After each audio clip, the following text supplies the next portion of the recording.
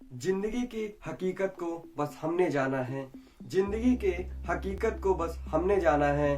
दर्द में हम अकेले हैं, खुशी में सारा जमाना है। तो नमस्कार दोस्तों, मैं जयंत यादव स्वागत करता हूं दोस्तों आपको इस नए वीडियो में। आज के इस वीडियो में मैं आपसे बात करने वाला हूं डिप्रेशन के बारे में। क्या होता है डिप्रेशन, किस वजह से डिप्रेशन से लोग पीड़ित हैं और क्या क्या इसके सिम्टम्स आते हैं डिप्रेशन के मरीजों में। तो बात करूं अगर मैं डिप्रेशन आखिर होता क्या है, डिप्रेशन की मैं बात करूं, ये एक साइकेट्रिक इलनेस है। हमारे जो वर्ल्ड वाइड पॉपुलेशन की अगर मैं बात करूं आपसे, हर चौथा आदमी ऐसा है जिसको डिप्रेशन की समस्या है, लेकिन उसको जाने अनजाने में उसको पता भी नहीं कि वो एक बीमारी से जूझ रहा है।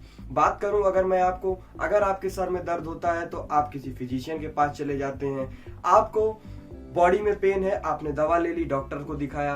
आपकी किसी भी वजह से एक्सीडेंट हो गया, इमरजेंसी में जाके आप ऑर्थो के डॉक्टर से या फिर सर्जन से अपना इलाज करवा लेते हैं। लेकिन अगर आपको किसी भी तरीके की कोई मेंटल इलनेस है तो आप डॉक्टर के पास जाने से शर्माते हैं। अगर आपको पता है तो भी आप नहीं जाते, लेकिन मोस्ट ऑफ द केस ये देखा जाता है लोगों को आखिर पता ही नहीं होता कि वो डिप्रेशन से पीड़ित हैं। तो दोस्तों आज की इस वीडियो में मैं आपसे इसी टॉपिक पे बात करने वाला हूं कि आखिर डिप्रेशन है क्या, डिप्रेशन में क्या क्या सिम्टम्स मरीजों को देखने के मिलते हैं और आखिर कौन कौन से ऐसे कारण हैं जिसकी वजह से डिप्रेशन से लोग गुजर रहे हैं। बात करूं अगर मैं आज डिप्रेशन होता क्या है, डिप्रेशन आपका एक मूड स्विंगिंग डिसऑर्डर है। जैसे मान लीजिए कोई भी बच्चा घर में है, कोई भी दादाजी है घर में, अगर वो कभी कभी किसी बात पे रूठ जाते हैं या फिर नाराज हो जाते हैं, गुस्सा हो जाते हैं, किसी वजह से वो किसी से बात नहीं कर रहे हैं, तो दोस्तों ये नॉर्मल है। लेकिन अगर यही कोई बच्चा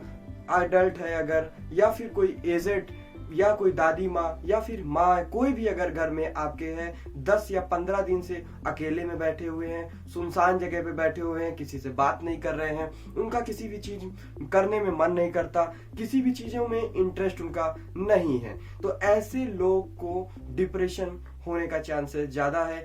हो सकता है इनको किसी वजह से किसी भी चीज का सदमा लगा हो, कोई बच्चा बाहर से आ रहा हो सकता है उसने कोई ऐसी घटना देखी हो जिसकी वजह से वो परेशान है। हो सकता है कोई अगर एडल्ट है, जवान लड़का है, हो सकता है उसका किसी वजह से किसी से ब्रेकअप हुआ हो या फिर किसी से लड़ाई हुई हो जिसकी वजह से वो परेशान है।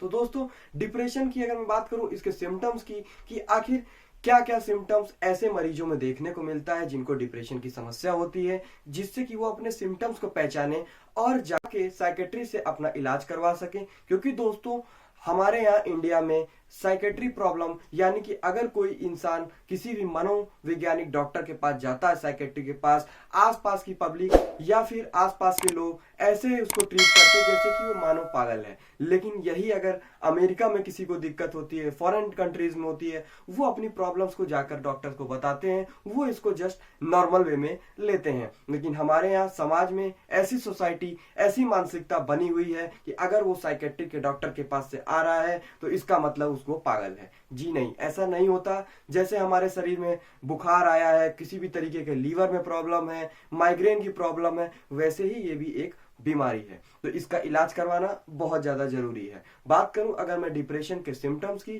तो ऐसा देखने को मिलता है कि ऐसे लोग जो डिप्रेशन से पीड़ित हैं उनको ज्यादातर अकेला रहना पसंद होता है। वो बेचारे शांति में चुपचाप एक जगह बैठे रहते हैं। इसके अलावा ऐसे लोगों को इंसोम्निया के सिम्टम्स भी देखने को मिलते हैं। ठीक से वो सोते नहीं है, रात रात उनको नींद नहीं आती, जिसकी वजह से उनको ये देखने को मिलता है कि उनको घबराहट, बेचैनी जैसे सिम्टम्स भी देखने को मिलते हैं। बात करूं ऐसे मरीज जिनको नींद नहीं आ रही है, नींद इन सेंस अगर वो सोए हुए हैं क्योंकि वो परेशान है तो किसी वजह से वो अचानक उठ के बैठ जाते हैं किसी कारणवश। इसके अलावा ऐसे लोग हमेशा सोए रहते हैं, आलस इनके बॉडी में हमेशा भरा रहता है, ऐसा इनको महसूस होगा कि ये एकदम लेजी हुए हैं, अब बिस्तर पे लेटे हैं तो लेटे रहेंगे। अगर ये इसी वजह से सही समय पे इनका खाना पीना ना होने की वजह से इनकी बॉडी से वेट लॉस का सिम्टम देखने को मिलता है। और बात करूं अगर कोई लंबे समय से डिप्रेशन से जूझ रहा है, बहुत ज्यादा समय से परेशान है, तो ऐसा देखने को मिलता है मरीजों के या फिर ऐसे इंसानों के दिमाग में सुसाइडल के थॉट्स आने लगते हैं। वो ऐसा सोचते हैं कि अपने आप को किल कर लें, या वो दुनिया से परेशान हो गए, उनको ऐसा लगता है कि बस जो ही है उनको ही दिक्कत है, बाकी दुनिया बहुत ज्यादा हैप्पी है। लेकिन ऐसा नहीं है, हर इंसान की लाइफ में अपना अपना कोई ना कोई इशू जरूर है। इसलिए किसी भी तरीके की कोई भी गलत कदम उठाने से पहले आपको एक बार उस बारे में सोचना चाहिए। अगर आपको ऐसे सिम्टम्स आ रहे हैं, आपको चिड़चिड़ापन महसूस हो रहा है, आपको बिना किसी बात पे गुस्सा आ जा रहा है, और आपको ऐसा लग रहा है कि आप ही के साथ गलत हो रहा है, आपके दिमाग में तनाव है, आप परेशान हैं, तो आप जाके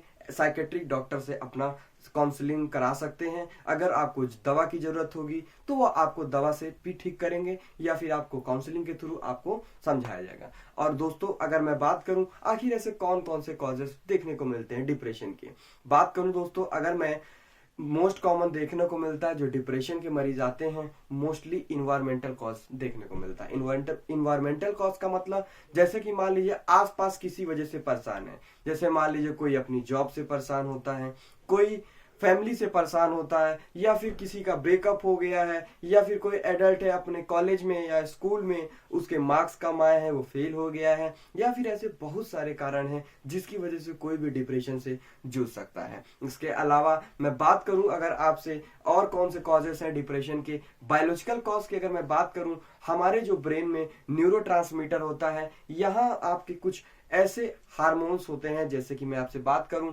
सेरोटोनिन हो गया, आपका डोपामीन हो गया, ये हार्मोन्स आपके हैप्पी हार्मोन्स के नाम से जाने जाते हैं। जैसे डोपामीन है, अगर ये आपका हार्मोन कम हो गया तो आपको लगेगा आप उदास हैं, सैडनेस की फीलिंग आएगी, आपको लगेगा सब कुछ आपकी लाइफ में बेकार हो रहा है, स्पॉइल हो रहा है, सारी बुरी चीजें आप ही के साथ हो रही है, जो अच्छा हो रहा है आपके सामने वाले के साथ हो रहा है, आप ही के साथ बुरा हो रहा है। इसके अलावा मैं बात करूं, ये तो आपका बायोलॉजिकल कॉज है, यही हार्मोन का लेवल अगर आपका बढ़ जाता है दवाइयों के थ्रू, बहुत सारी ऐसी दवाइयां हैं जिससे कि आपका ये लेवल्स बढ़ जाता है, लेकिन अगर ज्यादा बढ़ जाता है तो ये बीमारी भी कॉज करता है। ठीक है, तो इसलिए डिप्रेशन और एंजाइटी अगर किसी भी तरीके की आपको प्रॉब्लम है तो आप ऐसी कोई दवा खुद से ना लें जिससे कि आपको उसका साइड इफेक्ट देखने को मिले, क्योंकि डॉक्टर आपको कोई भी दवा देते हैं तो उनको उसका एडवर्स इफेक्ट पता होता है, डोज और सब कुछ आपको कैलकुलेट करके दिया जाता है। इसलिए अगर आपको किसी भी तरीके की कोई भी मानसिक प्रॉब्लम है तो आप डॉक्टर से सलाह लें, अगर आपको घबराहट, बेचैनी, ऐसी चीजें देखने को मिल रही है। इसके अलावा और मैं कॉज की अगर मैं बात करूं डिप्रेशन की, ऐसे लोग जिनकी फैमिली हिस्ट्री है, ध्यान से सुनिएगा, ऐसे लोग जिनकी फैमिली हिस्ट्री है, पहले से ही उनके परिवार में डिप्रेशन और ऐसी मेंटल इलनेस चली आ रही है, तो ऐसे लोगों में भी रिस्क खतरा ज्यादा रहता है कि उनको आगे चल के डिप्रेशन हो सकता है। इसके अलावा मैं अगर आपसे बात करूं डिप्रेशन के और कॉजेस की, तो इसके बहुत सारे जेनेटिक कॉज भी हो सकते हैं जिसकी वजह से भी डिप्रेशन का सामना आपको करना पड़ सकता है।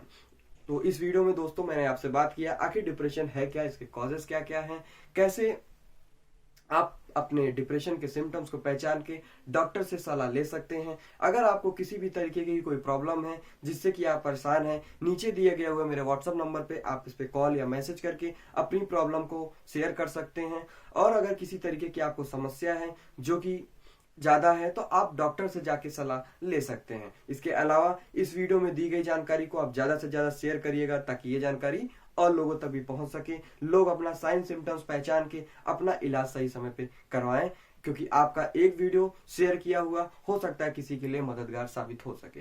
अगली वीडियो में दोस्तों मैं आपसे बात करूंगा कि आखिर कैसे डिप्रेशन को डायग्नोज किया जाता है, डायग्नोज का मतलब कैसे उसको पहचानेंगे और कैसे उसका ट्रीटमेंट डॉक्टर्स करते हैं। तो इस वीडियो में लास्ट तक बने रहने के लिए आपका बहुत बहुत धन्यवाद। वीडियो अगर आपको अच्छी लगी हो, लास्ट में एक बार फिर से कहूंगा, वीडियो को ज्यादा से ज्यादा दूर तक फैलाएं ताकि ये जानकारी और लोगों तक भी पहुंच सके। तो thank you for watching this video, have a nice day.